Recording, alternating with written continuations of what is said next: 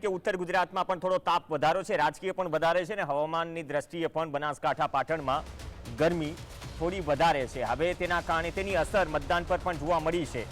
બપોર સુધીમાં માત્ર 25% મતદાન નોંધાયું છે પાટણમાં અને આંકડો પણ થોડો ઉપર નીચે થતો રહેશે। પણ આ આંકડો થોડો અપડેટ થઈ ગયો છે। ઇલેક્શન કમિશનની વેબસાઇટ કહી રહી છે કે બપોર 1 વાગ્યા સુધીમાં પાટણમાં 36.58% મતદાન નોંધાયું છે।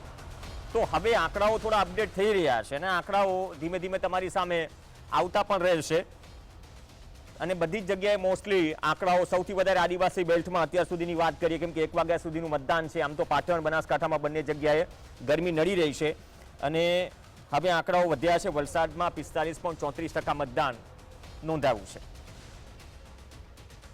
ગુજરાતમાં આજે 25 બેઠકો ઉપર લોકસભાનું મતદાન ચાલુ થઈ ગયું છે અને અત્યારે હાલ કહી શકાય કે 12 વાગ્યા સુધીમાં મતદાનની વાત કરવામાં આવે તો 20 થી 25% રેશિયો બહાર આવ્યો છે। એની પાછળનું મેઇન કારણ એવું છે કે અત્યારે જે મતદાન છે એ ક્યાંક કોઈક જગ્યાએ શરૂઆતના પીરિયડમાં સવારમાં થોડીક લાઈનો હતી, પરંતુ જેમ જેમ દિવસ ચડતો ગયો, તડકો વધતો ગયો, એમ ક્યાંક ને ક્યાંક લાઈનો ઓછી થઈ। કેમેરામાં કેટલાક દ્રશ્યો બતાવે એકલ લોકલ આવે છે। અત્યારે હાલ મતદારો પોતાનું મતદાન કરવા આવી રહ્યા છે। ગરમીનો માહોલ છે, ગરમીની માહોલ હોવા છતાં ક્યાંક ને ક્યાંક વહીવટીતંત્ર દ્વારા વ્યવસ્થા પણ સારી કરવામાં આવી છે। જે રીતે એમને પાણીની વ્યવસ્થા છે કે ઓઆરએસની વ્યવસ્થા કરવામાં આવી છે।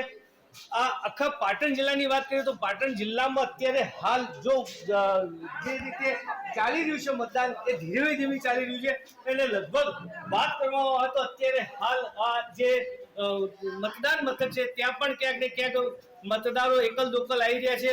હાલ અત્યારે હવે કદાચ જમવાનો ટાઈમ છે અથવા તો બપોર ચડ્યો છે, ગરમીનો થોડો પારો વધ્યો છે એને કારણે મતદાન સુસ્તા છે, પરંતુ 4 વાગ્યા પછી ક્યાંક ને ક્યાંક મતદાન વધે એવું લાગે છે। બીજી બાજુ બંને પક્ષના જે એજન્ટો છે એ ઘરે ઘરે મતદારોને લેવા માટે દોડાદોડી કરી રહ્યા છે। જો મતદાન ઓછું રહેશે તો ક્યાંક ને ક્યાંક વહીવટી તંત્રે જેટલા પ્રયાસો કર્યા છે વધુ મતદાન થાય એના ઉપર ક્યાંક અસર થાય એવી લાગે છે। અલ્કેશ પંડ્યા, GSTV।